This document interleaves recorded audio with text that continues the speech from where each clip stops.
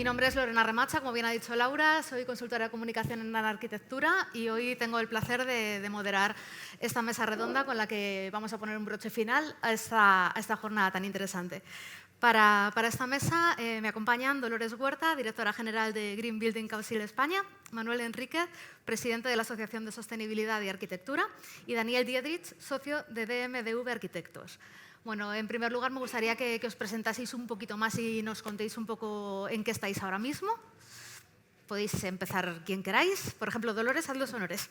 Bueno, pues muchas gracias por invitarnos y a participar en esta jornada. Yo represento a Green Building Council España, que es la asociación de referencia en edificación sostenible en España y a nivel mundial, pues estamos presentes en más de 75 países. Y resumir en un momento en qué estamos metidos me resulta un poco complejo, pero bueno, por hablar de tres grandes áreas, estamos muy centrados, trabajando muchísimo en el apoyo a las administraciones públicas, desde la generación de políticas al apoyo en la transposición de políticas. Ahora mismo trabajando muchísimo cerca de los ministerios para la implementación de la Directiva de Eficiencia Energética.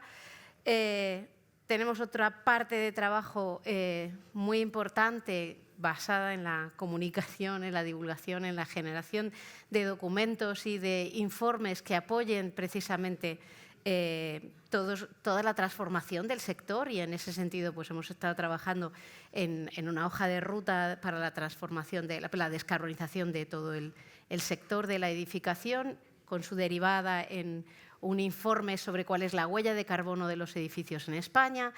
Y yo creo que una tercera pata también muy importante es en el contacto directo con el mercado, con todos los agentes que hay aquí. Me he encontrado y tengo el placer de compartir hoy la jornada con muchísimos de nuestros asociados que están por aquí, la platea, ¿no? Todos los agentes del sector de la edificación. Y con herramientas que pueden ayudar a todos esos agentes a evaluar, a certificar sus edificios en sostenibilidad. Fenomenal. Así. Muy interesante. Manuel, Manolo, gracias. Sí, pues gracias. Gracias, Ana, por la invitación. Enhorabuena a todos por haber aguantado la jornada. Estamos aquí, sois héroes todo el día aquí. Yo vengo aquí a representar una asociación, ASA, Asociación Sostenibilidad y Arquitectura. Es una asociación independiente, sin ánimo de lucro, formada por arquitectos y arquitectas que nos interesa la sostenibilidad y la arquitectura. Y que intentamos apoyar las dos cosas. Cuando empezó la asociación, hacemos 19 años este año de que se fundó. Es una asociación que se fundó por iniciativa de Carlos Hernández Pecci, que era presidente del Consejo Superior de los Colegios de Arquitectos de España, pues allí en los 2000 y pico, en pleno boom inmobiliario, en plena carrera desaforada por producir y producir. Y él vio con mucha visión, ¿no? Pues que pues hacía falta una asociación independiente, fuera de organismos, fuera de empresas, fuera de marcas profesionales.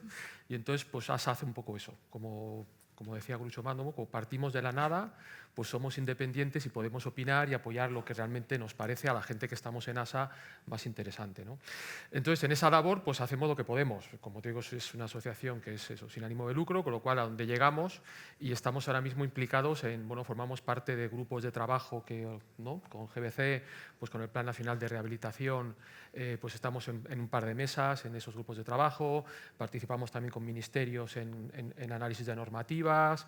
Hemos convocado un concurso que ahora está en fase de ejecución, que le llamamos ASAcción. La ASAcción Exo 2025 es un concurso que llevamos organizando bastantes años para jóvenes arquitectos y arquitectas y estudiantes de arquitectura. Nos parece fundamental. Me llama mucho la atención, y lo digo siempre cuando voy a estos eventos, la poca cantidad de gente joven que hay. Y eso realmente, pues cuando hablamos de futuro y hablamos de esto, pues realmente es que es lo que hay que hacer, ¿no? Y corremos un riesgo de que hay mucha información, pero hay mucha desinformación. Cuando se creó ASA hace ya 19 años, y yo oí que se formaba ASA, ¿no? Porque del Colegio de Arquitectos nos llegó, a los que nos interesan estos temas, yo pensaba que íbamos a durar muy poquito tiempo, porque digo, pues si esto es tan lógico, tan normal, si es que esto no tiene duda, ¿no? En 3 años hemos desaparecido, ¿no? ¿Y qué va, ¿no? Vivimos épocas de negacionismo, como todos sabéis, entonces pues cada vez hace falta incidir más. Entonces, bueno, pues todo lo que tenga que ver con eso nos gusta apoyarlo. Muy bien. Daniel. Bueno, nuestra oficina de arquitectura es una oficina de frikis, porque llevamos haciendo 20 años edificios que no consumen. Cuando digo que no consumen, es que no consumen. El casi nulo se nos quedó ya corto hace años. Y en esa soledad pues teníamos que soportar nuestro desarrollo, llamémoslo intelectual, y este dice que es nulo porque él se lo inventa, ¿no? Pues buscábamos certificaciones, ¿no? Somos auténticos defensores de la certificación en esa necesidad del arquitecto como que no venda humo, ¿no? O que se crea que porque es arquitecto sabe de todo y luego, querido, sabes de mucho, pero no eres especialista en nada, hay que especializarse, ¿no? En paralelo, pues soy profesor en la Escuela de Arquitectura de Alcalá de Henares y llevo un taller de sostenibilidad y doy clases de posgrado y transmito el conocimiento que, gracias que soy asociado, soy profesor asociado, puedo transmitir ese conocimiento del praxis a las generaciones que vienen, ¿no? Y además es que cada vez me espanto más, ¿no? Porque el futuro que nos viene es más, lo tenemos delante, no queremos verlo, ¿no? Y afrontarlo es un problema, ¿no? Nosotros nos va muy bien. Yo a mis alumnos les digo, formaros en esto, que hay casi nadie, no hay competencia, y no me hacen caso. Bueno, quieren ir por otro lado, ¿no? Alguno pica y luego me dice, me han colocado. Y digo, qué alegría, ¿no? Pues mira, me alegro un montón, ¿no? ¿Por qué? Pues porque lo tenemos delante, ahora estamos viéndolo, ¿no? Soy muy bruto porque digo lo que pienso y a veces me genera, pues, no sé, incomodidad, ¿no? O sea, noto que mi interlocutor no quiere empatizar y dice, ¿qué dice este, no? Si es que es verdad. Y eso que decías tú de que es tan lógico, a veces la verdad y la lógica molesta, ¿no? Y bueno, pues en mi oficina de arquitectura hacemos todo tipo de escalas, empezamos desde lo más pequeño. Lo más pequeño era experimentar con pequeños propietarios que te pedían una vivienda passive house, qué cosa más rara, ¿no? Aplícale un LEED, un BREEAM, hacemos todas juntas. Luego cuando se dan cuenta del coste o que realmente te dabas cuenta tú que no era rentable, te frenabas, ¿no? Y nos ha permitido ir a la escala grande, ¿no? Pues, edificios de residenciales colectivos, oficinas, terciario, y todos siempre acabamos de entregar un edificio que es premium, que no es que no consuma, es que le sobra, tenía un megavatio de potencia de producción fotovoltaica. 1.500 paneles, es una maravilla, ¿no? O sea, que decir que tengo una oficina terciario y que no consumo energía, ¿no? Pues eso es lo que nos gusta, ¿no? Fenomenal. Voy a pasar un poco por la parte menos bonita de todo el tema de la arquitectura. Voy a hablar de la normativa, de las normativas actuales. ¿Consideráis que apoyan lo suficiente la arquitectura sostenible? ¿Qué mejoras creéis que se deberían plantear y se deberían poner en marcha?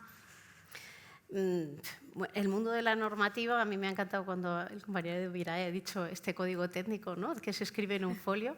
Desafortunadamente, solamente con esas indicaciones ya deberíamos ser capaces de hacer buena arquitectura. El problema, como decía Manolo, es que no construimos con lógica.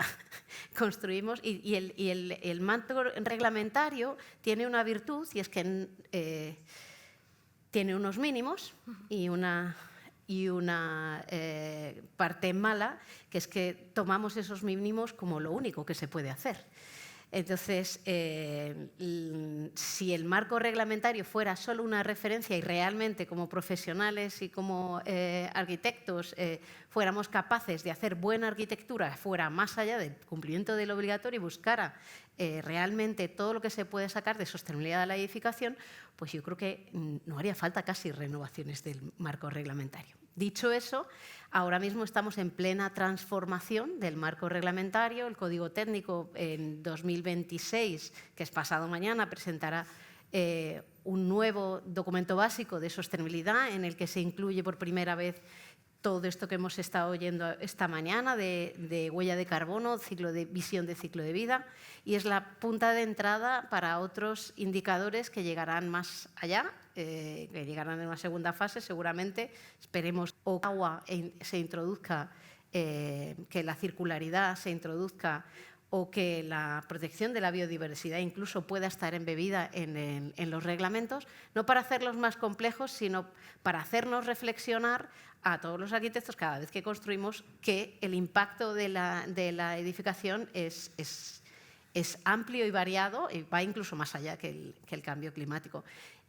Dicho eso, luego hay muchísimos reglamentos pequeños, grandes, que suponen barreras a diario para implementar cosas tan lógicas como la implementación de productos de segunda generación. O sea, los llamamos residuos, no, son productos de segunda generación. En el momento que una silla sale de esta casa o de este edificio, se convierte en un residuo. Perdona, sigue siendo una silla. Podríamos poner, quien dice una silla, dice cualquier elemento constructivo. Bueno, pues de repente sale por esa puerta y tiene la declaración de residuo y ya no puede ser reutilizado de manera sencilla en otro lugar. Quien dice eso dice componentes mínimos o máximos que se le ponen en elementos reciclados, por ejemplo, a hormigones estructurales, sin ninguna razón aparente. Bueno, sí, tienen sus explicaciones, pero que pueden superarse, y yo creo que esos son pasos que iremos dando poco a poco. Yo creo que estamos, gracias a Dios, en el entorno europeo, es un oasis mundial en el que seguimos apostando por digamos, la sostenibilidad a nivel planetario, a nivel global, y creo que en Europa, digamos, tiene ahora mismo la clave para mantener esa bandera y para hacerlo nuestra seña de identidad y de competitividad en el mundo. Como digo, insisto en que creo que bueno, esa seña de identidad nos hace más fuertes y más resilientes a nivel internacional. O sea que creo que se están dando pasos, pero llegarán más. Y que no dejen de llegar, que es importante. Manolo, Daniel, carta a los Reyes Magos, si tuvieseis que pedir a nuestras instituciones o, un poquito de ayuda, de poner foco en todo el tema de la arquitectura sostenible, ¿qué les pediríais? Vamos a ver, yo creo que la realidad es la que es y nosotros formamos parte de un sector y nuestro sector es cómodo. Nuestro sector es complejo, la sostenibilidad no es fácil, esto el que lo diga al contrario se engaña, ¿no? Cuando vemos proyectos como los que se les han enseñado aquí, son proyectos que conllevan un esfuerzo personal de los equipos y de implicación brutal, muchas veces. Entonces, nuestro sector necesita que se le obligue. Y esto es así. O sea, esto, y en países como el nuestro, es la ley del tabaco, ¿no? Aquí fumaba todo el mundo y de un día para otro aquí ya no fuma ni Dios, ¿no? Pues eso es así. Entonces, tenemos la suerte, yo creo, ¿no?, de pertenecer a Europa y que Europa nos va obligando y nos va a obligar cada vez más. Entonces, yo creo que esa normativa es necesaria y es obligatoria porque si no, no vamos a reaccionar. Pero, ¿qué le pediría yo a la Administración? Que sea lógico con esas normativas. Es decir, que no traslade una normativa europea que la coja como si realmente fuera una obligación a la propia Administración, sino que la Administración también moviera sus hilos para que el resto de normativas se adapten. Y pongo un ejemplo muy sencillo. Todos conocemos aquí el trabajo de la Catonam-Basal, ¿no? La mayoría de la gente que estáis aquí, arquitectos y arquitectas, ¿no? Es un ejemplo que se pone siempre. Es un estudio, ¿no?, francés que rehabilitó unos edificios en Burdeos y lo que hizo fue añadirle a esos edificios pues unos balcones delante, unos invernaderos, con lo cual mejoró muchísimo, fue premio Mies van der Rohe. Es un ejemplo muy bueno de buena arquitectura y buena sostenibilidad. Eso que se pone como un ejemplo es imposible de hacer aquí. ¿Por qué? Porque la normativa no permite, porque te empiezan enseguida con las normativas, la edificabilidad, las UAS. Entonces, claro, al final, si nos obligan a hacer una cosa, pero por otro lado nos ponen trabas, pues realmente es difícil avanzar. Entonces, yo creo que tiene que ser algo más integrado. Entonces, yo pediría que realmente seamos que la Administración no solo traslade eso, que lo tiene que hacer, sino que se lo crea y que mueva un poco otras cosas para que realmente ya un poco de imaginación, un poco de flexibilidad. ¿Y qué papel tenéis las asociaciones? Pues, con la administración. pues asociaciones, pues bueno, pues hacemos lo que podemos, pues un poco de pepitos grillos, ¿no? Un poco de el concepto del lobby, que está muy mal, que lo asumimos siempre muy mal, ¿no? Ese lobby como de hacer presión, pues es lo que hay que hacer. Es decir, yo por ejemplo, cada vez que tengo una reunión con el Ministerio, cuando se está haciendo la transposición de la Directiva Europea, ¿no?, de la famosa EPBD europea, la de en España, yo siempre lo digo, yo creo que caemos en errores. La directiva que hay ahora es una directiva del 2024, arranca de directivas de hace muchos años. La directiva 92, ¿no?, que los que ya tenemos años nos tocó vivirla, la llamada directiva SAFE, era una directiva que se parece en muchas cosas a la directiva de ahora, ¿no? Es una directiva que era una directiva, diríamos que de obligado cumplimiento para los países de la Unión Europea, y esa directiva se transpuso a España. España diríamos que la repartió en sus comunidades autónomas, pero no había una obligación, no la aplicó casi nadie. Esa directiva dio lugar a una directiva en el año 2002, también llamada Directiva 6 sobre certificación energética, que esa directiva dio lugar al Código Técnico de la Edificación. Ahora se está modificando con la nueva directiva, pero la directiva realmente europea, la directiva del 2002, dio lugar. ¿Por qué? Porque venía obligada. A España traía sanciones económicas si no la aplicaba, ¿no? ¿Qué pasó cuando llegó a España? Es una directiva que hablaba de certificación y de eficiencia energética. Y alguien decidió que la eficiencia energética la iba a desarrollar el Ministerio, en este caso de Vivienda, y la trabajaba, en este caso, el Torroja, y en cambio la certificación, eso era más ingenieros, y eso fue al Ministerio de Industria y la desarrollaba el IDAE. Eso es un error. un error de principio, que lo sufrimos los arquitectos y arquitectas que trabajamos, porque estamos aplicando normativas diferentes. Bueno, pues yo cada vez que llega ahora pregunto, como yo soy de ASE, me invitan a estas cosas, pues digo, oye, ¿y ahora lo vamos a solucionar? Pues no. Ahora mismo la directiva pues, la sigue trabajando el Torroja, está trabajando a ver cómo, ¿no?, la energía embebida, cómo calcula tal, pero dices, ¿y la certificación energética? No, eso es tal y tal. Entonces, pues, ¿qué hacemos nosotros? Pues por lo menos preguntarlo, ¿no? No nos harán caso, pero pues desde asociaciones como la nuestra intentarán. Sí, pero es que tienes toda la razón del mundo. Es que además hay un concepto claro, sí, porque el legislador cuando transpone una norma lo hace a trancas y barrancas. Esa es mi teoría. Yo, como no soy político, puedo decirlo y depende de mí mismo. No me van a echar a la universidad por decirlo. Pero la definición de edificio de consumo de energía casi nulo, siguiendo los objetivos 20-20-20 para el año 2020 de la directiva, la EPBD 2010, que se transponía al 2018, al final consistía en decir que un edificio de consumo nulo en España es el que cumple el código técnico. Pues para ese viaje mejor no nos vamos. Yo no quiero eso. Yo, desde un punto de vista, ¿cómo le dices tú a tu cliente? No vas a consumir. Y eres sostenible porque no emites CO2. En nuestros edificios no emitimos, reducimos CO2, pero no somos sostenibles lo mismo porque no hay una circularidad, no hay un consumo del agua estudiado, pero a nivel de energía lo tenemos. Y ahí es donde nosotros siempre vemos esa carencia y por eso soporto la certificación como apaño. Pues tendré que irme voluntariamente a una certificación como metodología que le pueda vender yo a mi cliente como marketing y que soporte que, oiga, que yo soy arquitecto, que yo no me dedico a establecer metodologías nuevas, que para eso está el legislador, pero yo tengo que tener un soporte, aunque luego no certifique, pero me tiene que valer. Y lo triste es que el legislador sigue con la misma, está más pendiente de la multa. La Comisión Europea tenía un informe de aplicaciones, que eso lo estudié mucho en la tesis, decía, vamos a hacer un informe de aplicación de los planes nacionales de la definición de edificio de energía casi nulo, 2016. España suspendía en todas. Teníamos una línea a todas. Si tiene idea de edificio... No. Ahí es donde vosotros sois un oasis, claro.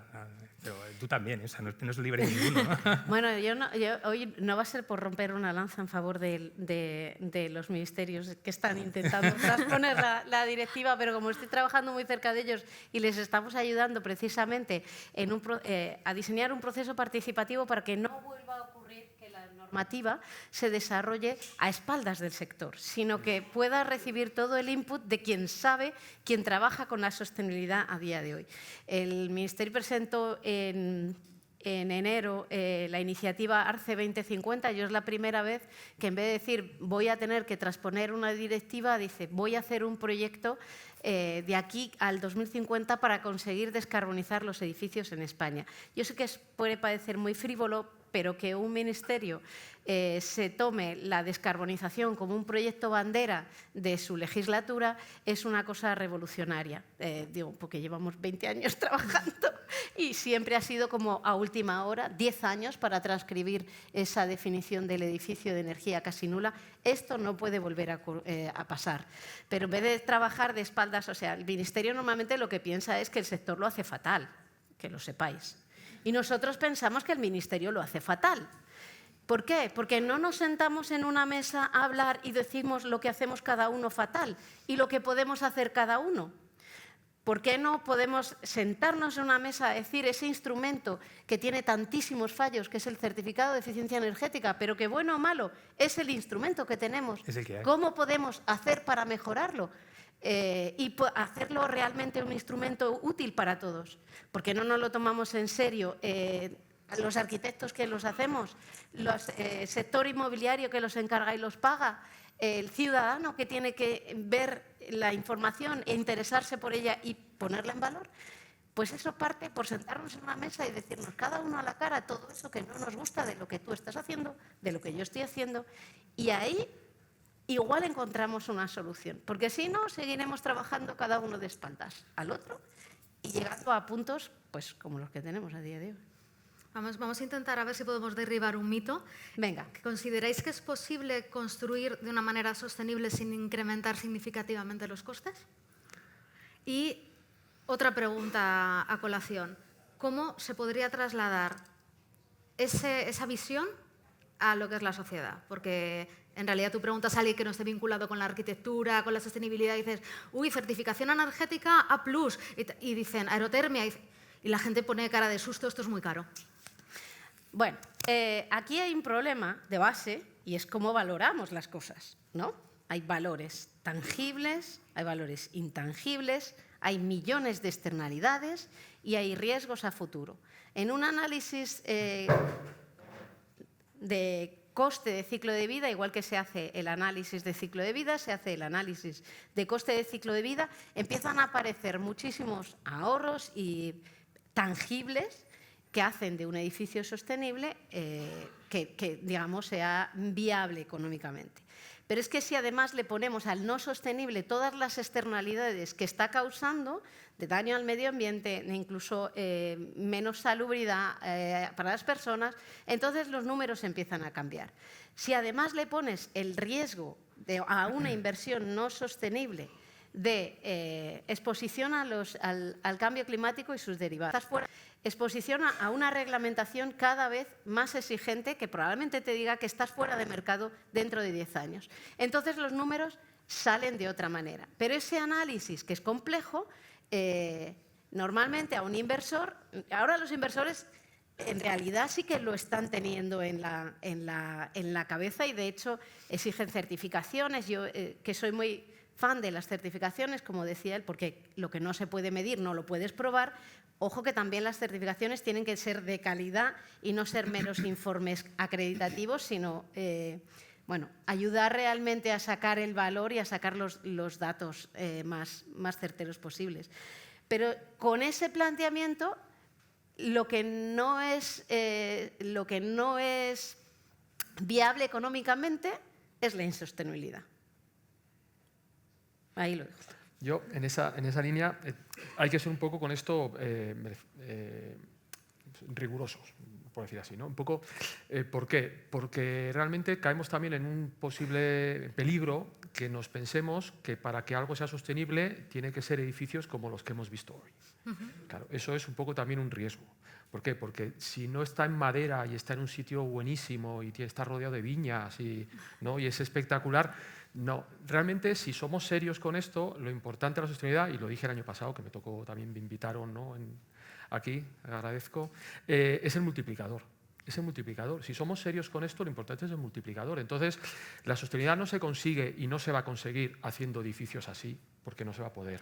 ¿Por qué no? Porque se está construyendo. Yo ayer estuve en otra mesa redonda, ¿no? del MatCoan, y era una vivienda, lo moderaba yo en este caso, y era sobre vivienda y sostenibilidad.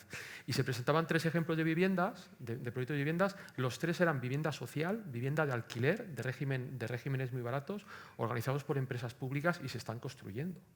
Y había un ejemplo de una vivienda en Barcelona, 24 viviendas, premio MAPEI, del que yo he sido jurado y también, ¿no? que lo desarrolla GBC. Y ese edificio es un edificio en San Martín, en un barrio de Barcelona, 24 vivienditas, en un baja más 3. Claro, que para poder hacerlo les habían dejado el solar que había sobrado encima del metro. Cada ese edificio, había unas fotos del edificio que iban echando durante la obra, un edificio con estructura de CLT, con madera, y está rodeado de bloques de baja más 15. Entonces tú veías el edificio como había sufrido para hacerlo, porque tenían que calcular la madera para que el canto de la viga sea lo más pequeño posible, para tener el menor carbono embebido, y cada vez que echaba una foto de la obra tú veías alrededor, ¿no? a los matones del patio, ¿no? creciendo allí, ¿no? y decías, pero vamos a ver. Entonces, y a este edificio se le está exigiendo que sea económico, que sea barato, que encima que le habéis dejado un solar que ha tenido que micropilotar y montar el edificio sobre unos neoprenos para que no transmita vibración al metro, y al lado, al baja más 15, no le estamos pidiendo nada. O sea, y realmente dice, y es que no es económico, y eso es económico. De que tenemos que, aparte de todo lo que externaliza, realmente a la sostenibilidad hay que pedirle eso. Seguramente si esos edificios de baja más 15 hubieran utilizado en su construcción hormigón bajo en carbono, posiblemente en las emisiones de CO2 que hubieran reducido igual serían más que las del edificio en madera. Bueno, pues vamos a pedirles eso. No, o sea, no se va a solucionar, no vamos a conseguir solucionar el problema haciendo todos los edificios de madera, no vamos a conseguir haciendo con bambú, ¿no? con paja, ojalá, ¿no? hubiera muchísimos, pero siendo realista lo que hay que conseguir es que la gente que está en el lado oscuro, ¿no? diríamos, pues que se acerque a la luz ¿no? Y que haga un poquito, y si mejora un 20%, un 25%, el multiplicador será bueno. Entonces yo creo que el coste es algo que se utiliza muchas veces como un arma arrojadiza contra la sostenibilidad. Es decir, es que esto es más caro. Bueno, puede ser, pero yo pongo un ejemplo. Yo soy de Pamplona y en Pamplona ahora mismo nos llamaron para hacer un concurso para un solar en un barrio, el barrio de Lezcairo, posiblemente ahora es el mejor barrio de Pamplona, porque es el barrio que se ha construido, está en el centro de Pamplona, y se ha quedado un solar municipal. Y nos llamaron para hacer un concurso, para hacer una propuesta, para hacer unos encajes de unas viviendas. Y la pregunta cuando nos llamaron es decir, ¿y qué vais a hacer con esta propuesta? Dice, no, luego cuando vamos a definir una normativa y el solar lo vamos a subastar. Claro, cuando tú te dicen que van a subastar un solar, es que ese solar se va a comer todo su posible beneficio en el coste del suelo, con lo cual, ¿qué se va a construir ahí? Claro, y no es que no se pueda hacer sostenible, no van los números, sin vergüenza, ¿no? Dicho de una manera suave.